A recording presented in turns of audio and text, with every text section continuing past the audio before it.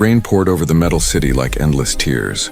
Neon lights flickered on the wet streets, glowing blue and red. Between the tall towers, a small shadow ran. Her name was Lyra, a little girl, barefoot, breath shaking, eyes wide with fear. In her hand, she held something glowing, a small vial of light, bright like a tiny star trapped in glass. Behind her, alarms screamed through the night. "Security breach! Sector 12. Subject escaping." Drones buzzed above like angry hornets. Red lasers scanned the streets. Lyra's heart pounded. Her clothes were torn, her feet bleeding, but she didn't stop. She whispered to herself, voice trembling, "I did it. I did it for Mom." She turned into a dark alley. Her small body pressed against a cold wall as a drone passed overhead. Its red light almost touched her face.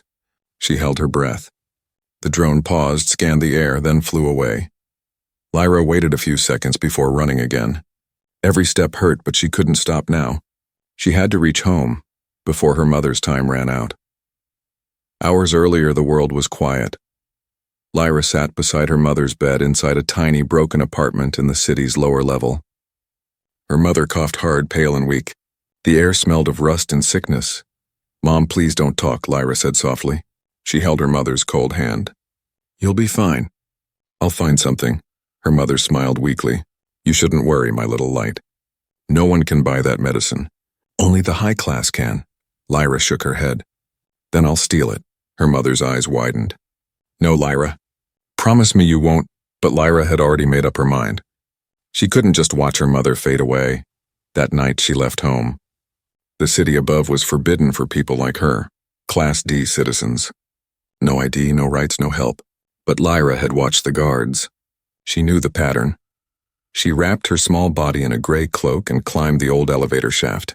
When the doors opened, she stood in front of the Central Medical Tower, the tallest building in the city, shining like a crystal in the storm. Her heart raced. She whispered, "For Mom," and stepped inside. The lobby was silent, cold and full of machines. White drones floated like ghosts, scanning for movement. Lyra hid behind metal pillars, moving quietly. She was small, almost invisible. She found a sign, Restricted Lab, Project H-13. Inside that room, she saw shelves full of glowing vials, red, green, and blue, each labeled with strange names. But one stood out, golden light marked, Project H-13, Human Restoration. Her hands shook as she reached for it. Just as she grabbed the vial, a voice echoed through the lab. "Unauthorized presence detected." "Identify yourself," Lyra froze. The walls turned red. Drones dropped from the ceiling. She ran. The alarms screamed louder. Metal doors slammed shut behind her. She jumped through a broken window and fell 2 floors down, landing hard but still clutching the vial. Pain shot through her leg, but she pushed herself up and limped into the storm. Now, as she ran through the dark alleys, the vial glowed brighter. It almost looked alive. Lyra held it tight against her chest. "I'll save you, Mom," she whispered again. She reached the old subway tunnel where she hid her few things. The air was damp and cold. She placed the vial on the ground. Its golden light lit up the whole place. Lyra sat beside it, breathing fast. Her reflection glimmered in the vial's surface, but her eyes looked different. Suddenly, the glass began to melt, like it was made of wax. The glowing liquid inside started to leak. Lyra gasped and tried to hold it, but it was too late. The light slid across her skin, seeping into her veins. Her body froze. She felt warmth spreading through her arm up to her neck, then to her eyes. What's happening?" she whispered. For a moment, everything went dark. Then flashes, images, burned inside her head. A giant lab, scientists in white suits, a woman crying, a baby inside a glowing tube. Lyra screamed. The images vanished. She fell to her knees, breathing hard. Her skin glowed faintly blue for a second, then faded. She touched her chest. Her heartbeat felt different, stronger, faster. Then, from somewhere above, a robotic voice echoed through the night. "Subject identified. DNA match, unauthorized prototype host. Initiate retrieval." Lyra looked up in horror. Drones were coming again. This time they weren't just searching, they were hunting her. She grabbed her small bag and ran deeper into the tunnel. The vial was gone, but the light still shined under her skin. As she ran, she could hear the mechanical wings approaching. Her reflection flickered on wet walls. Her eyes glowed bright blue in the dark. She didn't know what she had done. She didn't know what that vial really was. All she knew was that she had stolen something powerful. And now, it was part of her. And somewhere in the city, in a dark control room, a tall figure watched her on a holographic screen. "Bring her to me," the man ordered coldly. "The experiment lives." Cold air filled the empty subway tunnel.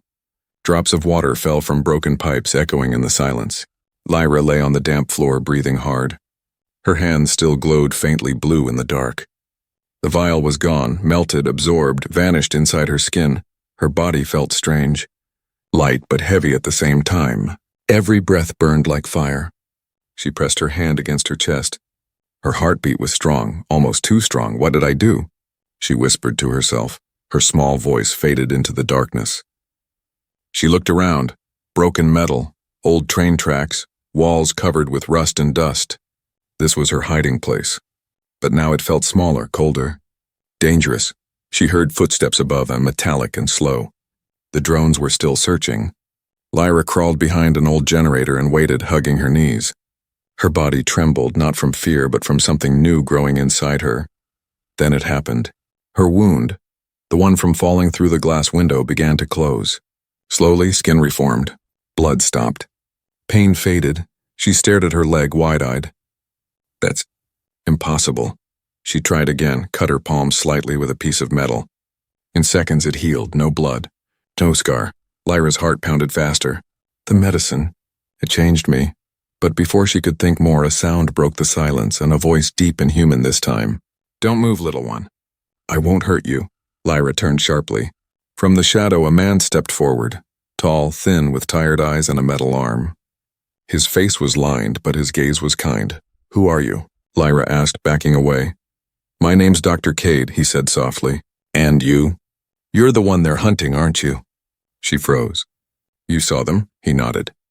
"They've filled the city with drones. They're looking for a child who stole something from the tower." His metal hand buzzed slightly as he reached into his coat.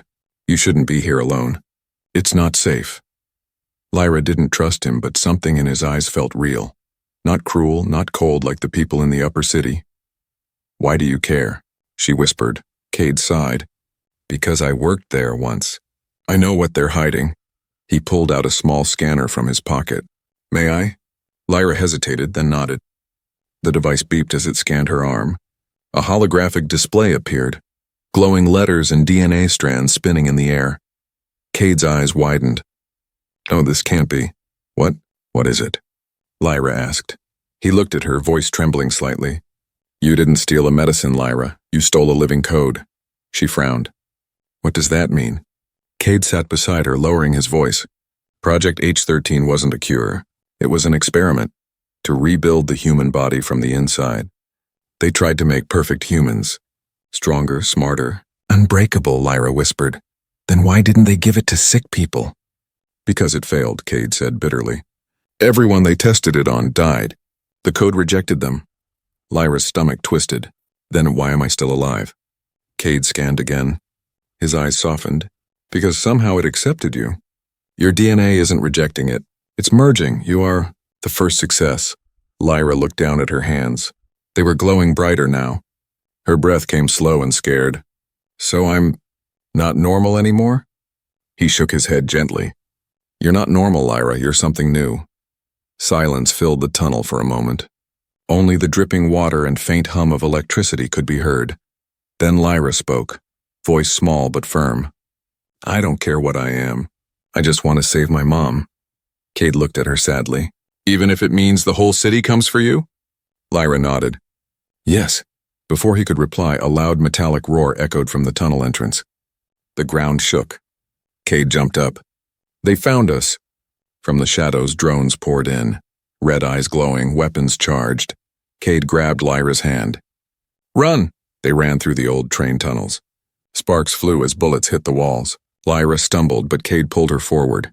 As they reached a junction, one of the drones fired a red beam that hit Lyra's shoulder. She screamed. But instead of falling, her skin glowed, absorbing the energy. The drone froze. Cade turned in shock. "You absorbed it." Lyra looked at her arm, unharmed. Her fear slowly turned into something else. Strength. She raised her hand, and somehow, without understanding how, the nearest drone exploded in midair. Both she and Cade stared in disbelief. "What did I just do?" she whispered. Cade's face was pale. "You controlled it. The code is growing inside you faster than I thought." More drones appeared. Cade pulled her behind a broken control door. "We can't stay here. I know a safe place on a rebel camp outside the city. People who fight the system. We'll go there. They'll protect you." Lyra nodded, still trembling. Her heart was racing with fear and confusion. But in her mind, she heard something. A faint whisper, soft and familiar. "Lyra." Her mother's voice. She froze. "Mom?" Cade turned. "What is it?" Lyra shook her head. I heard her. "My mom, she called my name." Cade frowned, scanning her again. "That's not possible, unless—" The scanner blinked red. A new message appeared on its screen. "DNA link detected, prototype H13, active host confirmed." Cade's eyes widened. He looked at Lyra in shock. "Lyra," he whispered, "it's not just in you. You are the project." Lyra stared back, the sound of drones closing in again, her mother's whisper still echoing inside her head. The night sky over the metal city glowed red with warning lights. Search drones filled the air, scanning every street and tunnel. Every screen in the city flashed the same message. "Wanted subject Lyra, Class D child, threat level unknown." Citizens whispered her name in fear. Others called her a miracle, a ghost, or a curse. But deep below the shining towers in the broken tunnels, Lyra sat trembling beside Dr. Cade, trying to stay silent. The fire from the last explosion still flickered behind them. Smoke filled the air.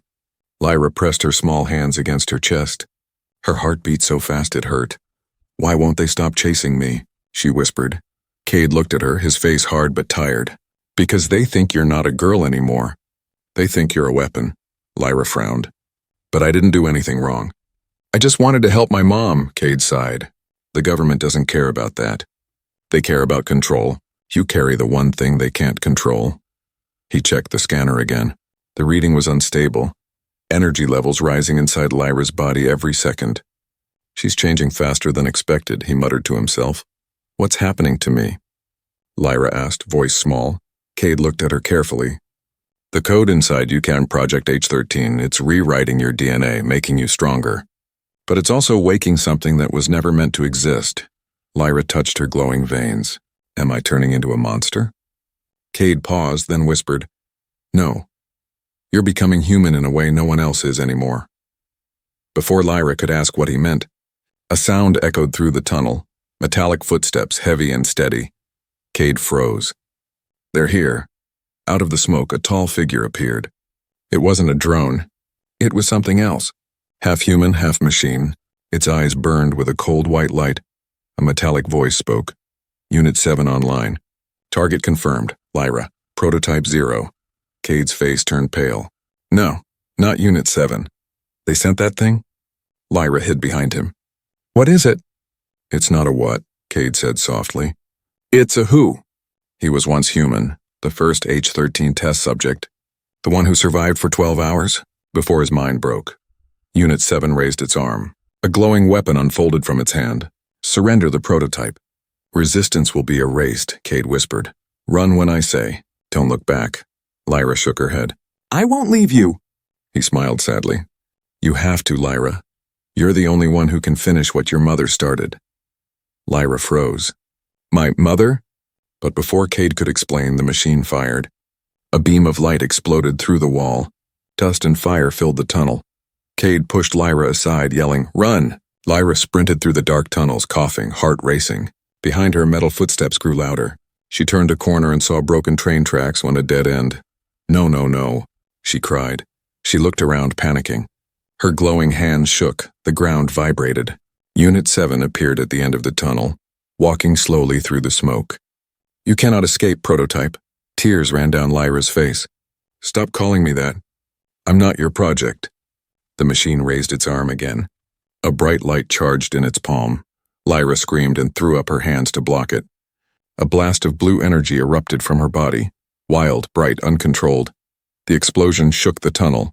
Rocks fell from the ceiling. When the light faded, Unit 7 was thrown back, its armor cracked. Lyra collapsed, panting. Her eyes glowed electric blue. The air around her buzzed with power. Unit 7 stood again, damaged but alive. Confirmed. Power levels beyond control. Directive, retrieve or terminate. Lyra stumbled backward, terrified. Stay away! She tried to run, but her legs gave out. The machine raised its weapon one last time, but then a loud gunshot echoed. Cade appeared from the smoke, holding a pulse rifle. Get away from her. He fired again and again, sparks flying off the metal armor. Lyra, move! She forced herself up, running toward him. He grabbed her hand and pulled her through a maintenance door. They ran through a narrow vent, crawling fast as explosions boomed behind them. After what felt like forever, they reached an old control room filled with dust and broken monitors.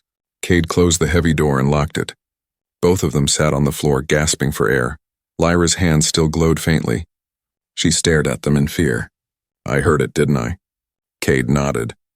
Yes, you fought back. And that's what they're afraid of. Lyra looked up at him. You said something before. About my mom. What did you mean? Cade hesitated.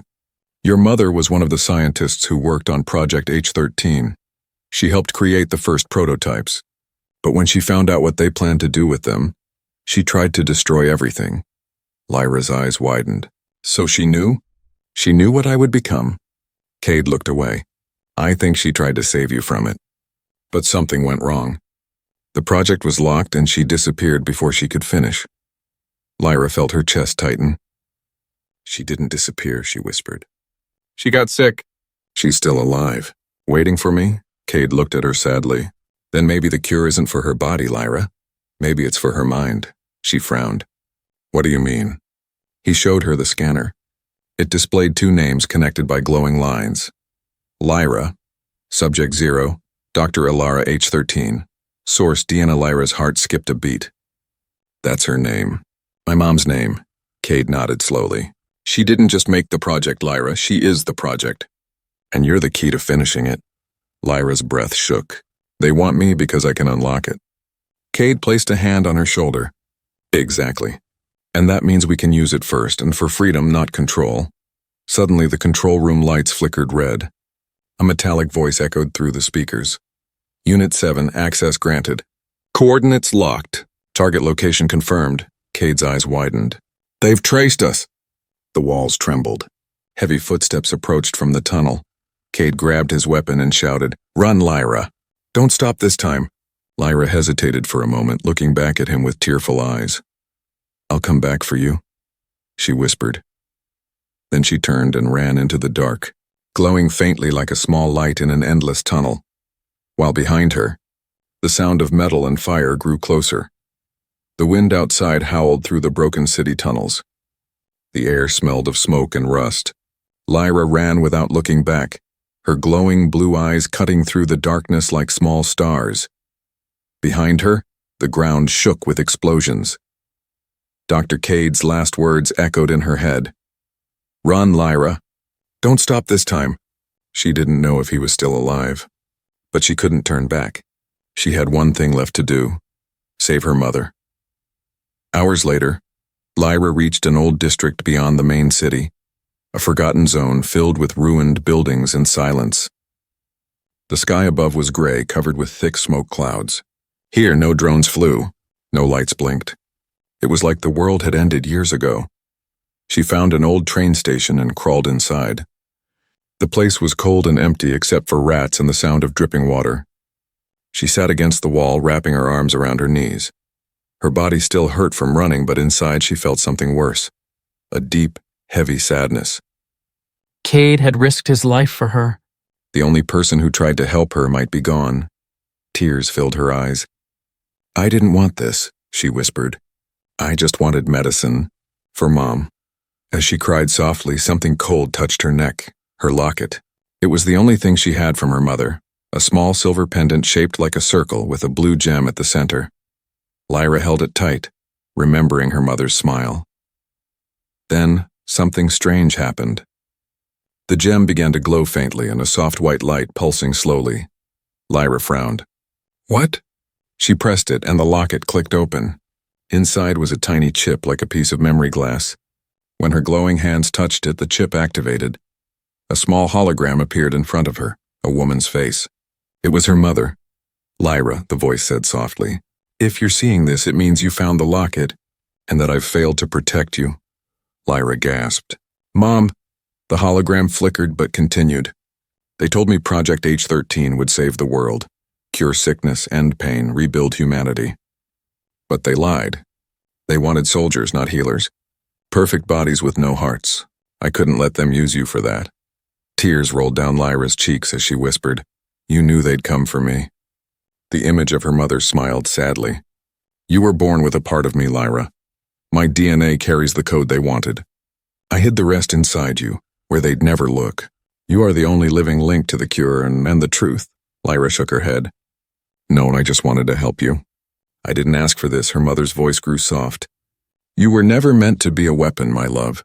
You were meant to be the proof that humanity still matters. Remember this, if they find you, they'll try to break you to take the code back. Don't let them. It belongs to you now. The hologram glitched. Find Dr. Cade. He knows the way to the freeborn. People who fight for the truth. He'll protect you. Lyra sobbed. He's gone, Mom. They took him. The image flickered one last time. Then my light. You must protect yourself. The key is inside you. Trust your heart. It will lead you home. The hologram faded into dust. The locket stopped glowing. For a long time, Lyra sat there in silence. The truth weighed heavy in her chest. Her mother hadn't just made the medicine, she had made her. She was part of the cure, a living experiment built to heal, not destroy, but now, the government wanted that power, and they would kill her for it. Suddenly, a sound echoed in the distance, footsteps, heavy metallic ones. Lyra's eyes widened. She crawled to the window and saw Unit 7 walking through the ruins, its white eyes scanning the shadows. She ducked down, heart racing. How did they find me? A red laser passed through the window. The machine's voice filled the air. Prototype 0 detected. Retrieve alive, Lyra ran out the back, jumping over broken walls and debris. Her body moved faster than before, lighter, stronger. The code inside her was evolving. She reached a half-collapsed lab building and slipped inside. The place was full of old machines and dusty glass tanks. On one of the walls, faded letters read, Project H13 Research Unit. Lyra froze.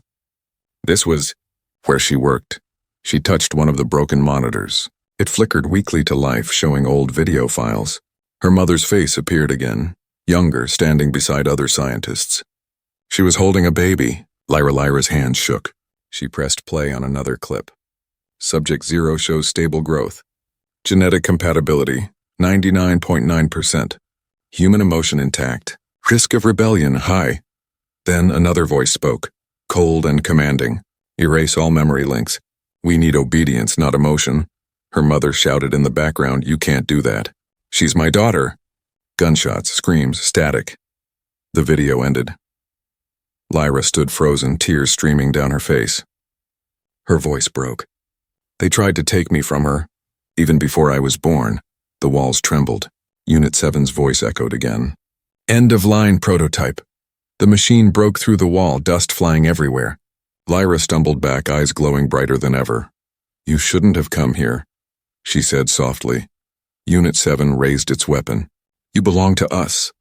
No, Lyra whispered, her voice shaking with anger and grief. I belong to her. She stretched out her hand. Blue energy burst from her body, surrounding the machine. The light bent, forming a wave that threw Unit 7 across the room. The machine's armor cracked open, and for the first time a human voice spoke from inside it. Lyra, stop! It's me, her heart skipped. The voice was soft, familiar. It was her mother's voice. Lyra froze, eyes wide, her glowing hand trembling in the air. Mom? She whispered in disbelief. The machine looked up, its human eyes faintly visible beneath the metal mask. Yes, my light. I never left you. The air was thick with dust and smoke. The broken lab flickered with dying lights. Lyra stood frozen, her small hands glowing faint blue, trembling as she stared at the metallic figure before her. The voice that came from the damaged machine was soft, too human, too familiar. Lyra, my light. Don't be afraid. Her heart almost stopped. Mom, she whispered. The machine, Unit 7, knelt slowly. Its metal shell cracked open with a hiss of steam, revealing a faint outline of a woman's face beneath glass and wires. Half of it was robotic, the other half human, pale, weak, but real. "It's me," the voice said again, gentle and sad. "It's your mother, Lyra." Lyra's legs felt weak. "No, it can't be. They said you died." The woman smiled faintly through the glass. "They made sure you'd think that. They took me, Lyra. They used me to finish Project H13. When my body failed, they turned me into a machine." Lyra shook her head, tears rolling down her cheeks. "No, they turned you into their weapon." Her mother's eyes, human eyes, shimmered sadly. "Yes, but even machines can dream of saving what they love." For a moment, the world was silent, just a mother and daughter staring at each other across the ruin of everything. But then the sound of distant engines filled the air. Dozens of government drones were closing in, their red lights cutting through the smoke. "Lyra," her mother said urgently, "you have to go. They're coming for you again." "No," Lyra shouted. "Not this time." "I won't leave you." Her mother's voice softened. "You don't understand. They're using me to find you. Every time I connect to the network, they track my signal. That's how they knew where you were." Lyra's breath caught. "So all this time, they used you like bait?" "Yes." Her mother's voice cracked with pain. "I fought them, but I couldn't stop it. My mind was trapped inside their system." Lyra stepped closer, her glowing hands shaking. "Then let me help you. Let me free you," her mother smiled faintly. "You already are my light. The code inside you, it's the key. It was built from my DNA and your heart. Together we can end this." The ceiling shook as drones broke through. Bright lights blinded them. A robotic voice roared, "Subject 0 located. Terminate both prototypes." Lyra turned, fury blazing in her eyes. "Don't touch her!" Blue light burst from her hands, forming a shield around them. Bullets and lasers hit the barrier and melted away like snow. Her mother watched, awe and sadness in her eyes. "You're more powerful than I ever dreamed," she whispered. "But power without purpose can destroy you." Lyra gritted her teeth. "Then tell me what to do." Her mother reached out a trembling metal hand. "There's a main core beneath this lab. That's where their control signal comes from. If you destroy it, the system will lose all command, even over me." Lyra nodded. "Then we'll do it together." They moved fast through the ruins, the air thick with smoke and fire. Lyra's light guided the way, glowing brighter as they went deeper underground. The walls hummed with energy. Machines whispered from the dark, half alive. Finally, they reached a chamber glowing red. In the center stood a massive crystal sphere, the control core. Energy pulsed through it like a heartbeat. Lyra could hear faint voices inside, commands, orders, screams, all the minds trapped within the system. Her mother's mechanical voice echoed softly, filled with sorrow. "Those are the others. The test subjects all lost, all controlled." Lyra clenched her fists. "Then we'll free them." She stepped forward, raising her glowing hands toward the sphere. But before she could strike, the lights around them flashed, and a new voice filled the room. "Step away from the core, prototype." A tall figure walked out from the shadows. Commander Voss, the man who led the entire H13 program. His eyes were cold, silver implants shining beneath his skin. "So this is the famous Subject 0, he said, smirking, "and her broken creator. I should have ended you both years ago." Lyra stood firm, though fear crept into her heart. "Why are you doing this? You could have used the cure to save people." Voss laughed darkly. "Save them? No, control them. A world without sickness is a world without limits. And without control, there's chaos. We built order from evolution." Lyra's mother's voice turned sharp. "You built slavery from fear." Voss raised a weapon, "And you gave me the tools to do it." He fired. A beam of red energy shot across the room. Lyra jumped in front of her mother. The beam hit her chest, throwing her back. She screamed. But instead of falling, her body absorbed the blast again. Her veins glowed white, her eyes opened, brighter, stronger, alive. "Enough," she shouted. Energy exploded from her hands, slamming into Voss. His armor shattered as he was thrown into the wall. Her mother called out, "Lyra! The core now!" Lyra turned toward the glowing sphere. Her body pulsed with power. Blue light wrapped around her arms, her hair floating as if in a storm. She pressed her palms against the core. At once, the entire lab lit up. Memories flashed before her eyes. Her mother holding her as a baby. Laughter, tears, experiments, pain. Her mother's voice echoed inside her mind. You were never meant to be their weapon. You were meant to be my hope. Tears streamed down Lyra's face. Then I'll finish what you started. She screamed and released all her power. The core shattered. White light burst outward, swallowing everything. When the light faded, silence filled the air. The machines had stopped. The drones were gone. The city above was quiet. Lyra opened her eyes, weak but alive. Her mother's metal body lay beside her still. The glass around her face was cracked. Mom? Lyra whispered. Her mother smiled faintly, fading. You did it, my light. You freed them all? Lyra took her hand. Please don't leave me. Her mother's voice grew soft. I'll always be with you, inside the code, inside your heart. Remember, being human is the strongest power of all. Her light dimmed. The machine shut down. Lyra cried silently, holding her mother's cold hand. The city was free, but her heart was broken. Outside, the first sunrise in years broke through the clouds. The air was clear. The people of the city woke to peace for the first time, and somewhere beneath the ruins a little girl whispered, I did it for you, Mom. The world was silent. Smoke rose gently from the ruins of the old lab, and a pale morning light slipped through the cracks in the metal ceiling. Lyra sat among the ashes, holding her mother's broken metal hand. Her face was streaked with dirt and tears. Around her, the machines lay dead. Their lights faded, their voices gone, everything was over. The war, the hunt, the fear. But so was her mother. Mom, she whispered softly, brushing the dust off the cracked glass mask. Please, wake up. No answer came, only the faint hum of the wind through the broken walls. Lyra lowered her head, trembling. I did everything you said. I destroyed the core. I set them free. Why do I feel so empty? She sat there for hours, the world slowly brightening around her. Then a small flicker of light glowed from the shattered core behind her, faint like a heartbeat. Lyra turned. The fragments of the core were pulsing. Soft blue light leaking from them. She walked closer. Mom, she whispered again. A weak holographic image began to rise from the center of the broken machine, glowing particles forming a shape. A face, her mother's face. Lyra gasped and covered her mouth. You're alive. The hologram flickered, unstable. Her mother's voice faint but gentle. No, my light. Not alive, just memory. Lyra fell to her knees. I thought I lost you. You didn't, her mother said softly. I transferred part of my mind before the end. This is all that's left of me. Lyra's lips trembled. I don't care. You're here. That's enough. Her mother smiled faintly, her image flickering in the air. You've grown so strong, Lyra. You did what even I couldn't do. Lyra shook her head. I didn't win. The world is broken. You're gone. I'm alone. You're not alone, her mother whispered. You carry me, and the cure inside you now. You are the bridge between what we were and what we can be. Lyra looked around at the quiet lab. Then what now? What do I do with this power? The hologram dimmed slightly as if thinking. Project H13 was made to control life, but you can change it. You can turn it into something real, something human. The code is inside your blood, waiting for your command.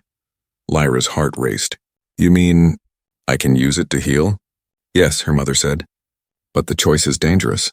If you release it, it will spread through the air, across the city.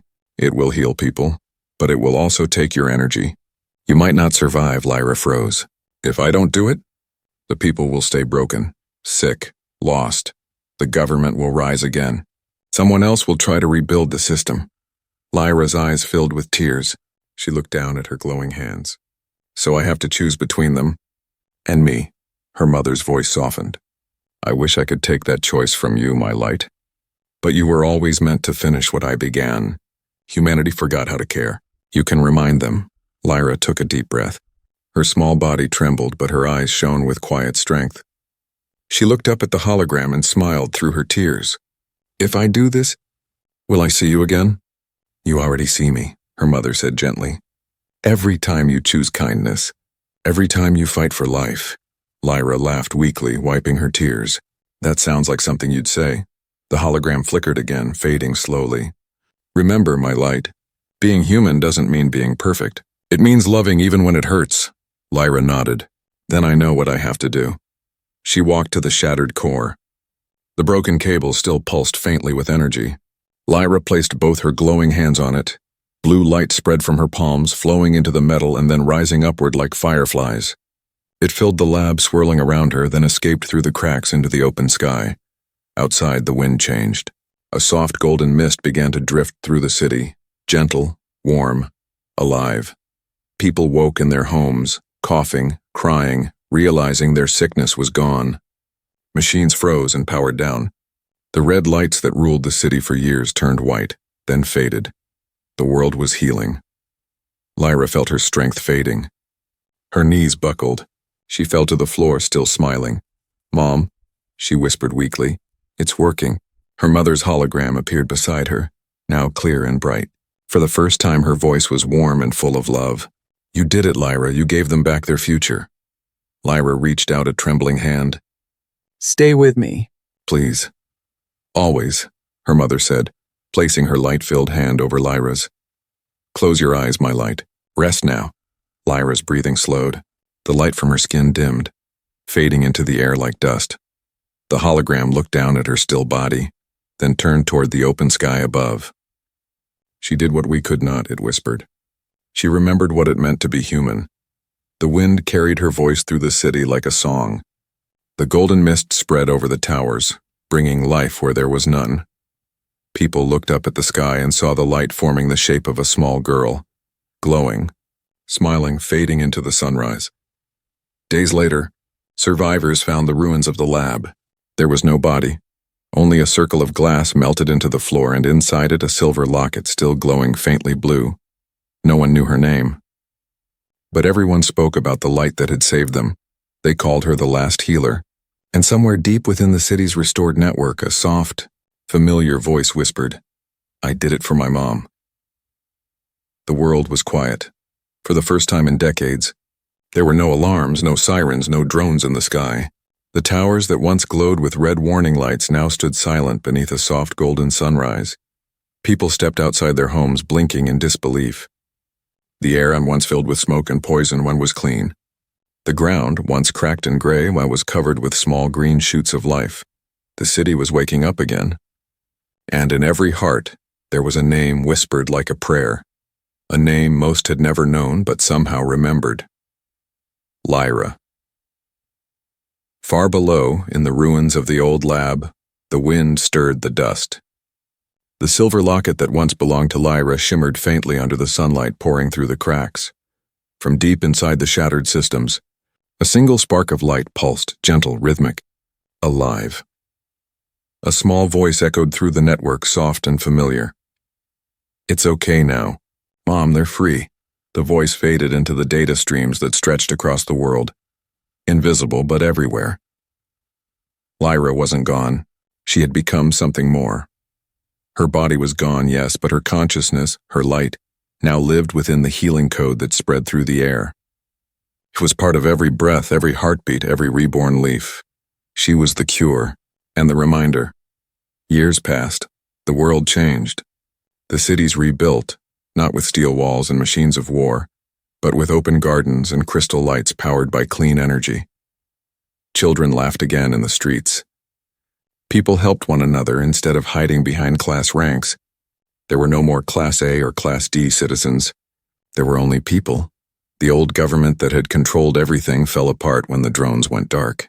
From the ashes rose a new alliance, one built on freedom and compassion. They called it the Human Rebirth Council, led by those who once hid underground, the freeborn. And at the heart of their emblem was a simple glowing symbol, a circle with a small blue light in the center. They called it the Light of Lyra. In the rebuilt city's center stood a monument, tall, shining, made of glass and stone. At its base was written, "She gave us back our hearts." Every year people gathered there in silence, holding small blue lanterns. They didn't worship her. They remembered her, because Lyra was not a god. She was a child, a scared little girl who just wanted to save her mother, and somehow that pure love had saved them all. One morning, many years later, a young boy wandered into the ruins of the old district. He was small, maybe 10 years old, with curious eyes and messy hair. He had heard stories about the place and how it was haunted, how light once fell from the sky there. But he didn't feel afraid. He felt drawn. He climbed over broken walls until he found the old train station half covered in vines. Inside, sunlight streamed through the cracks, falling on something silver buried under dust. He brushed it gently with his hand, a small locket, glowing faintly blue. When he opened it, a hologram flickered, static at first. Then clear, a girl's voice spoke softly. "Hi. If you're hearing this, it means the world survived. That means we made it." The boy's eyes widened. "Who are you?" he whispered. "My name is Lyra," the voice said with warmth. "Once I was scared. I thought I was alone. But I learned that even one small heart can change the world. Promise me you'll remember that." The boy smiled faintly. "I promise." The hologram flickered again, showing her smiling face, gentle, kind, human. "Thank you for finding me," she said. "Now keep going. There's still so much to build." Then the locket dimmed, its light softly fading. But the boy could still feel warmth in his hand. Like a heartbeat, he closed his eyes and whispered, "Thank you, whoever you were." A soft breeze passed through the room, carrying a faint voice with it, light as air, almost like a dream. "Be human. For me." The boy looked around, smiling. "I will," he said quietly. As he left the ruins, the sun rose higher, painting the world in gold. The city's towers sparkled. Birds flew through the clean sky for the first time in years, and on the wind, unseen but everywhere, the healing code shimmered like dust, the same energy that had once lived in a little girl's heart. People no longer feared machines. They lived beside them, guided by the lessons she left behind. They learned that humanity was not about power or perfection. It was about choice, compassion, and love. And though Lyra was gone, her light never truly faded, because every time someone helped another, every time a child smiled, every time a mother held her child close, her spirit moved through them. She was the echo in every heart. She was the memory in every sunrise. She was the last human, and the first of a new world. In the final moments of twilight, as the city lights blinked on, one last line appeared across every glowing screen. Just once, and then gone forever. "I swear I'll never do it again. I did it for my mom." The world paused, reading those words in silence, and then slowly they smiled.